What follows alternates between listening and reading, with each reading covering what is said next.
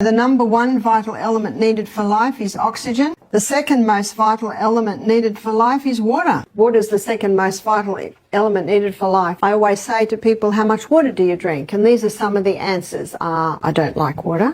If I drink water, my feet swell. If I drink water, I'm going to the bathroom all day. Those last two answers tell me that the water's not getting inside the cell. So how do we get the water inside the cell? We have to go to the third most vital element needed for life, and that is sodium. The fourth most vital element needed for life is potassium. So let's go back to sodium. In nature, we find the highest amount of sodium in seawater, and seawater contains 92 minerals. Of those 92 minerals, approximately 30% is sodium, and of those 92 minerals, approximately 50% is chloride. Now, because sodium chloride take up the most amount, they're the first crystals formed when the water is evaporated. So what man does is he scoops up the first crystals formed, he bleaches them white, puts aluminium with it so that it runs freely, and there's your table salt. Table salt is a dangerous because we now have two very harsh minerals that if you were to inject both of those into the blood, you would die. There's two harsh minerals and they need all the other 90 to soften them and balance them. The highest concentration of mineral inside the cell is potassium. The highest concentration outside the cell is sodium. And in this bilayered membrane that is around every cell, there are sodium-potassium pumps. And these sodium-potassium pumps are ever going like this, maintaining the balance between potassium and sodium. But when someone's not eating enough fruits and vegetables, and that's where you get most of your potassium, and they're putting table salt